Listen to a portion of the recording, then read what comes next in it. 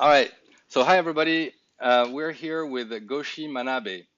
Uh, Hi Goshi is a guys. Goshi is a friend of mine, and he is living in California. Has been for a better part of his life now, moving back and forth between Tokyo, Japan, and the U.S. is kind of at the heart of who Goshi is. He's been a connector in the industry um, for quite a while now, helping digital companies from Japan understand the rest of the world, and also currently helping the relationship between RecoChoku and Techstars that Bob Moss, that we have on the first episode, is running. So, okay, Goshi, how are you? All right. How you doing, David? Cool. Yeah, I'm fine too. I'm actually in New York, so I changed the settings from the palm trees in the previous episode. Um, So before we kind of get into it, the relationship between Japan and the US, and understanding the differences between the market, I'm hoping that everybody can understand really who you are and where you come from. So do you Sure. mind kind of summarizing very quickly, like the first 20 years of your life in a couple of minutes? Sure. So I was born in Tokyo and basically raised like a regular Japanese kid until first grade. And then around second grade, my mother, who was educated in LA for college, decided that, the world's going to be more global. So, you should learn English and just, send me off actually to my mother's college buddy's house in LA. When I was second grade, going on second grade, and I was there for a few months. And after that, I had an aunt who lived in San Francisco, so I moved to San Francisco, did 1 year of school there, didn't understand English at all. But then after 1 year, I was like a sponge, so I knew English. And when I came back to Japan, actually, I couldn't speak Japanese for about 6 months. But then I enrolled in an international school, and it was great because they had about 100 nationalities of different kids, and grew up all through the 80s basically until I graduated high school in Tokyo. So yeah, so you did even when you were back in Japan, Yes. you were kind of raised in an international school, which is very specific. The People might know it, but the general level of English for Japanese people, especially, of course, you're very young, but of course, like your generation, even more than today, is quite low. And I think the consequence of that is a general lack of understanding of maybe Mhm. the outside market, or I would even push it further, maybe a lack of interest because the Japanese industry has been so thriving. Right. Just like we as non-Japanese usually don't really understand the Japanese market, the Japanese market is not really so open. So yeah, that's cool. So at this point, you're kind of finishing high school. You're a bilingual kid in Tokyo. What's next for you? So, the summer I graduated, in Japan back then, it was called the bubble days, and people were going out a lot more. And, we grew up going to clubs, discos, and I was very fascinated by that. And I was really into music. So I got my first, like, kind of assistant job to a, party promoter. Her name was Connie E. She was a Singaporean woman, and she was holding like the coolest parties in Tokyo back then, bringing all these international DJs. And so one of the first summer jobs I got to do was like bring over this band called UR, Underground Resistance, to Tokyo for the first time. It was kind of funny, we were under a budget, so they ended up staying over my mother's place, during the tour and stuff. And that's how I kind of started getting my foot in the door in the music industry. Yeah. Um, and so at this point, you're like in your early 20s or something, going to college, doing parties. Um, like, what happened? You moved back in the US. Well, Um, yeah, I went to college in a school in Brooklyn called Pratt Institute. It was an art school, and I was first trying to be a graphic designer. Everybody wanted to be a graphic designer back then. But just to give you, an idea, back then, like a computer graphics was like an elective, right? It wasn't mandatory. And we were doing for that like a program called Quark, which doesn't even exist anymore, right? So by the time I graduated college, it was like those people who went to school, like learn Photoshop in 6 months, they were getting the job. So my whole college education was like, not that much worth it, because of the times. But yeah, Brooklyn was not like Brooklyn, back then. And it was really rough. It was a time when like Biggie Smalls is like just rapping at the, corners of Brooklyn. That was the era. But yeah, so when I was in New York, though, I really like music that I was just doing internships all the time. I first did a stint at MTV International. Then I was also at a recording studio called Chung King, being a peon like assistant. And then I moved on Chongqing to, is the studio in Chinatown that all the Def Jam records were yeah, being made. now it's posh and it's in Soho, but the original one, the real, rough one, I would say, in Chinatown, where all the Def Jam original recordings were recorded. And at the time when I was there, it was like Puffy was just starting to launch Bad Boy, and Mary J. Blige just finished her first recordings there. Like Nas, I was in the studio when Nas was first dropping as a guest, MC. That's cool. That was the kind of times, yeah. Then I got a internship for quite a while, for over a year at Arista, back when Arista was independent, Clive Davis's label on 57th Street. So I was working there for over a year. And then, I think my last year in college, my grandmother passed away, and she left me an inheritance about, I would say, around $6,000. So I figured, I should make the most of this and take a chance. And I decided to approach, back then there was a summer conference called New Music Seminar. So I went to the head of New Music Seminar and say, hey, could I hold like after hours parties, during that time? And he's like, sure. It was really cool.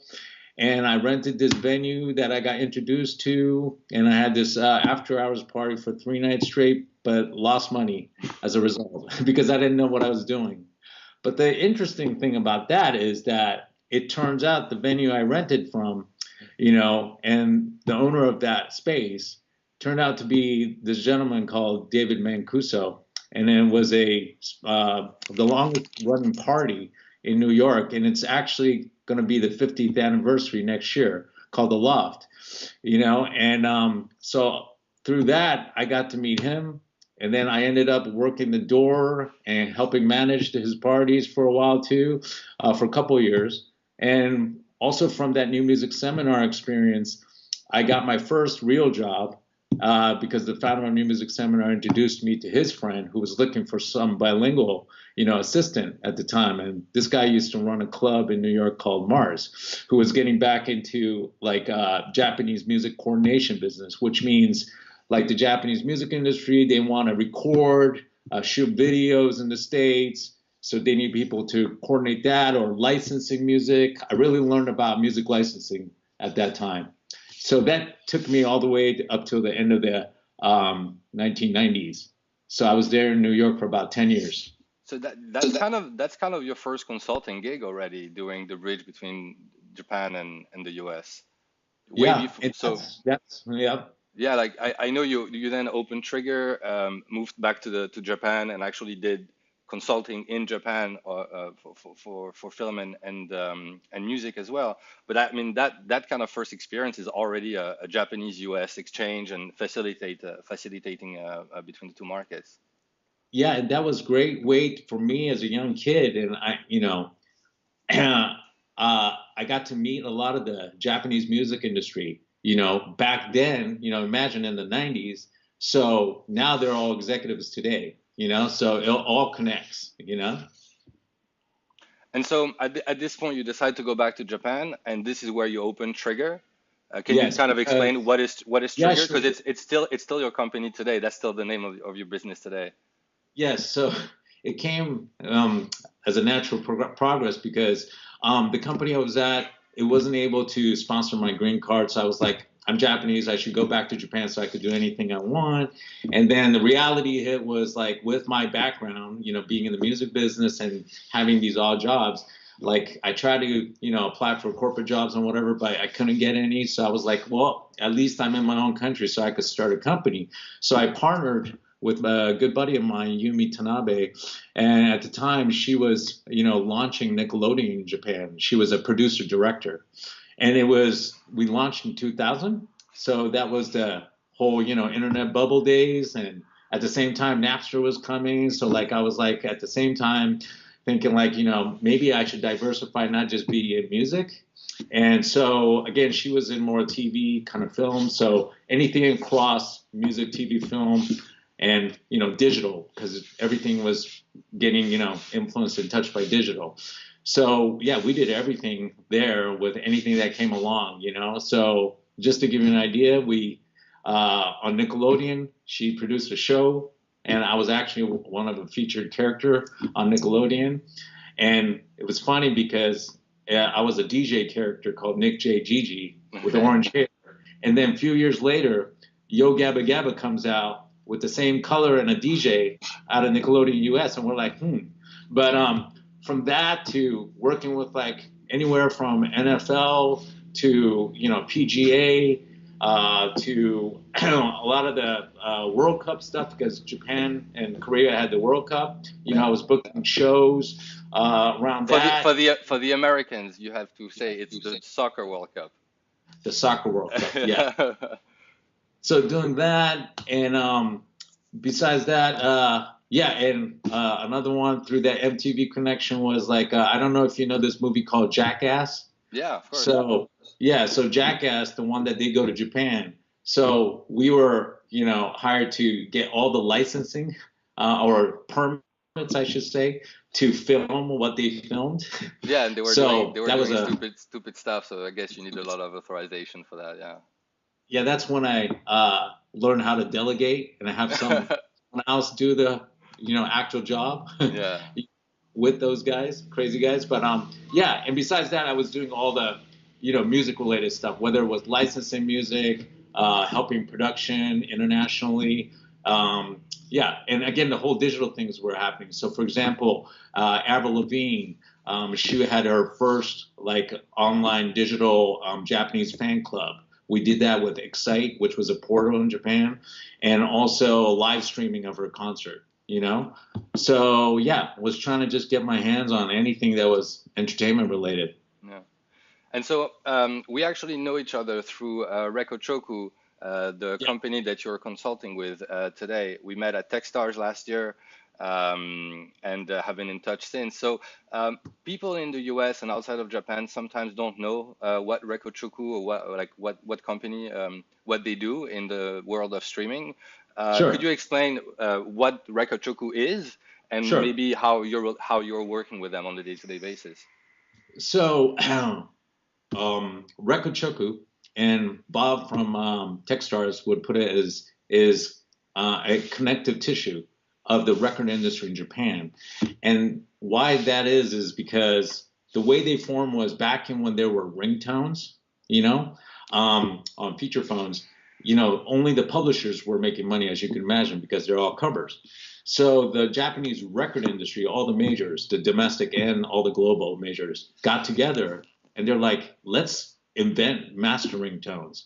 So they got together and formed RecoChoku to create this master ringtone business, which in a matter of a few years was a couple $100 million business just in Japan. I had never thought about the fact that early ringtones where the phone would like replay with simple sounds the copyright, the song. Right. It was a publishing right, but they were recreating the master. And when it Right. became polyphonic ringtones where it was an actual extract of the song, this is when the master side came in. Yep. That's yeah, never looked at this way. Cool. And so all of the majors, sorry, I interrupted you. All the majors kind of came together to form RecoChoku and to take that market. Yeah, and so they created this, couple $100 million business in a few years, and the stakeholders were all the record labels. And then from there on, because they launched in 2001, it just naturally progressed into, smartphones came, also iTunes came, so downloads. Then obviously they were the first players in streaming in Japan, because back then and still today, they power the top two mobile carriers in Japan's like download stores, and for the number one carrier, which is Docomo, they also power their streaming services, and their streaming service was the first one. D Hits was the one that launched in Japan, and also Docomo then became the another stakeholder for RecoChoku. The interesting thing about Docomo, though, so one of their subsidiaries is Tower Records. So it would be surprising in 2019 to hear that Tower Records still exists. And all I could say is that they're alive and well in Japan. They got, I'd say, over 80 stores across Japan, and they're the largest, physical music retailer in Japan still. So you were saying Docomo, the telco carrier, so what in America would be Verizon or T-Mobile, Yes, they own Tower Records. they own Tower Records. Yeah, That's highly surprising as well. yeah. And And then so different. So with Docomo's, they got about 50% market share of Japan. So they really have clout. Yeah. you mean market share for the telco as a telco? Yeah. Yeah. Yep. And so RecoChoku, kind of like Deezer was a few years ago in France, is a huge player locally. And Deezer actually started to launch in multiple markets now, but RecoChoku is a Japan-only digital music company. And so Correct. you've been working with them, trying to branch out and also trying to learn a lot from the non-Japanese market. Could you explain a little bit what you do Sure. as a consultant? So my role, the title is International Rep and Advisor. So, but in actuality, what it is I'm basically RecoChoku's eyes and ears because, like you said, they don't conduct any business outside of Japan. At the same time, as you can imagine, all the top global players, whether it be Apple, Amazon, Google, they're all in Japan already, right? Yeah. And there's other domestic services that they have to compete with. So they want to be ahead of the curve. They're always looking for new ways to, expand their business by, creating new partnerships or finding new business models and business opportunities. So that's where I'm the conduit, and then, I try to seek those out for them. And that's how we came about to meet with Techstars Music. And ever since Techstars Music launched, we were fortunate that we were first a Japan specialist mentor. And we, thought it was so valuable after the first year, RecoChoku decided to become a member from the second Techstars Music year, which that's where we met you guys. And Yeah. then now we're on the third year, again, Cool. as a member of Techstars Music. Yes. And I know I've seen you around the office. I know that's something that excites you a lot as well. Yes. So just kind of to focus on the now, what is the focus on the now, for you and RecoChoku? I guess obviously the Techstars program and looking at new startups that are not from Japan is definitely one of them. Right. So, yes. So for my role, last year was all about, beginning on how to interact with startups, for RecoChoku. And this year we're moving on, expanding into about strategically getting more involved with these startups, that would be aligned with RecoChoku's strategies. What do you think? Because we were talking a little bit about differences between the Japanese industry and the US. What do you think are the not the mistakes, but the holes in knowledge that we have as non-Japanese? We talked a little bit about the lack of knowledge of the English language, so the toughness to do business orally. Obviously, the size of the local Japanese music, which makes Yes. that there is a small percentage of success. I know, and we've seen with the Endel app kind of taking off in Japan because of a TV ad from Avex, how big TV ads are actually, and TV marketing is actually almost bigger than radio, or as big.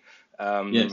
And there is obviously the difference, and the local players like RecoChoku that us as non-Japanese we don't know. If you had to pick one, two of these, or maybe something else, what are the things that we should really think about when we think about Japan? So, especially considering timing now in 2019, right? And how outside of Japan, how streaming is just, booming. No. right? Yeah. In Japan, I would say, I think it was last year, we're still about, of all the recorded music sales, only 10% is coming from streaming. And then, streaming just surpassed, I think, downloads, in Japan. But downloads didn't really take off too, as much as, outside of Japan, the Western developed countries. So I think we're at a time where Japan's, as you know, it's still a very physical market, right? And there's going to be this transition, and it's going to be kind of probably abrupt, right? And it's only going to happen once, this big shift. So trying to aim at that and finding out on how you could try to take or maximize that opportunity, I think that would be the key for people that want to enter Japan. I mean, the chance is there. It is the second largest market in music in terms of sales, So, yeah, that's what I think in terms of timing. And, yeah, despite Japan's difficult, it's a homogenic island, the language, business culture, all these differences, I mean, just with how the shift is going with the music industry and technology, this change has to happen. It's inevitable. So it's just about how that's going to happen, in Japan. And nobody knows, but everybody's just trying to, position themselves. But So, I guess if you're an international artist, especially yes, from the US, you yes, can get a number one album or a Grammy, for example, with Chance. I think it was a digital only album, Chance the Rapper.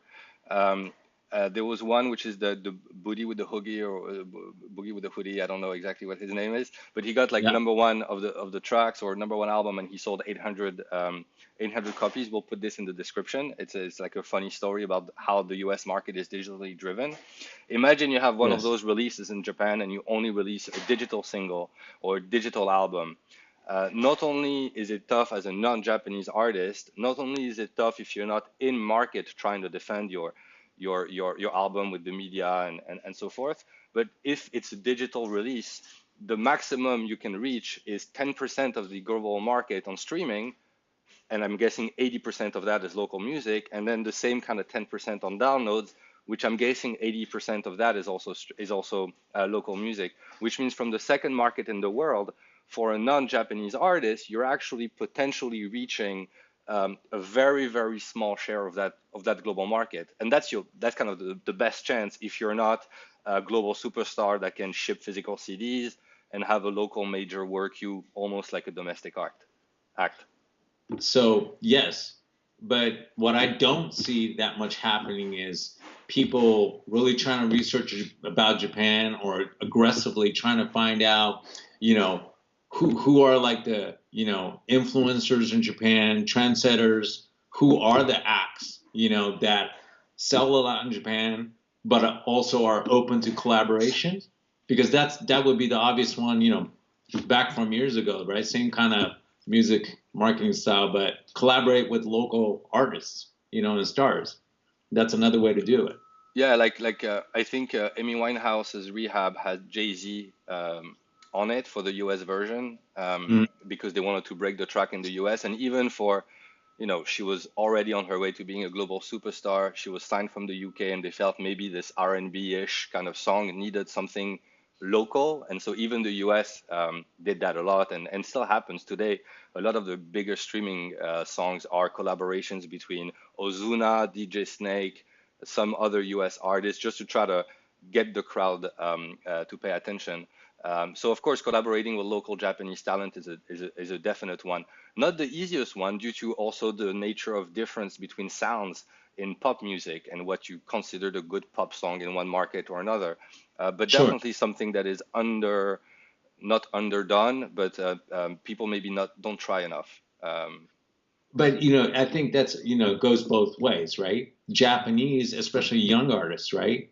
Who knows what's going on or is interested and is ambitious about going global, right?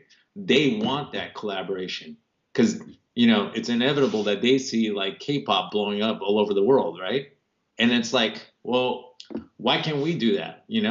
And I'm confident there are artists, and that are seeking that, but they also don't know how, or they need to do their homework. And yeah, those are the things that I'd love to help out. Cool. We're gonna put your cell phone number. No, I'm joking. So cool. I mean, that has been amazing. I'm sure there's already so much learning in this. I wanted to go maybe more in a segue to a concluding part of the interview. Sure. It's great to meet people that have a lot of experience, and with experience comes also the potential to sometimes look back, and of course to keep looking forward. I asked Bob that question, and I think I will ask anybody that is not 19 that we'll interview. If Yeah. you met the 19-year-old Goshi, what would you tell him as an advice, as a word of wisdom? What is kind of the best learning that you've had overall? Well, I guess a couple, but one basic one I would love to share to any 19-year-old is that, despite everything what's going on and how you might see things, there's only 24 hours, right, for everybody. So time, I think, is equal for everyone. And the quicker you realize that, right, you become conscious of, how you want to fulfill every day, and live to the fullest. So, and it's up to you what you want to do with your 24 hours. But whether you're Warren Buffett or, somebody on the streets, we all have only 24 hours a day, right? So that's one. And then the other one is don't let anyone except yourself define yourself. People always say you got to do this, you should be this, and no, it's your life. So find yourself, believe in yourself, and yeah, and define your life while you're still alive. Yeah, so I definitely agree with both. And I would add to that, you're a perfect example also on, and I was thinking about that preparing an interview, how life takes you places that can seem curvy. I don't know how you would say that in proper English. Yeah. But if you actually work very hard and you keep a good karma, you do good business, you don't try to cross people, network is something that compounds over time. Um, just like most good things in life, they tend to compound over time.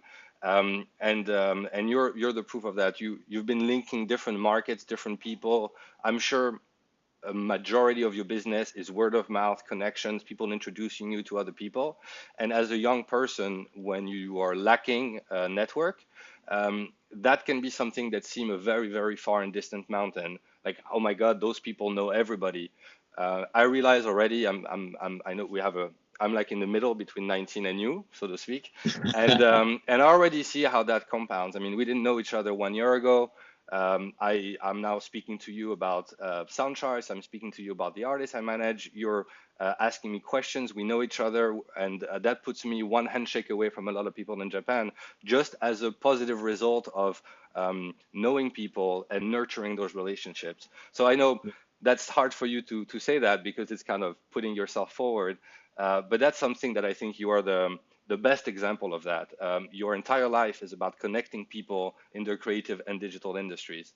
Um, cool. So to wrap up, a couple of questions that I want to ask everybody as well. What is the most exciting thing for you looking ahead or right now? In music or Yeah, in music and in general? tech. Sorry, yeah, in music and Yeah. tech. Um, I would say, there's this shift going on. It's been going on from what I call the 20th century music business to the 21st century music business. And it's all basically about transparency, right? And how, things are going to accelerate faster.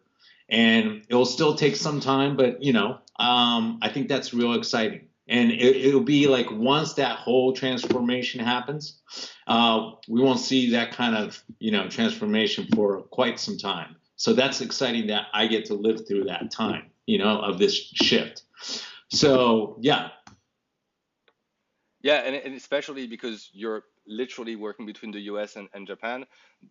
Japan has been like the first Walkman is Sony, and like a lot of innovation came from there. And right now, Japanese market is actually a little bit late on some of the digital innovation. So you're still yep, seeing that transition from both worlds.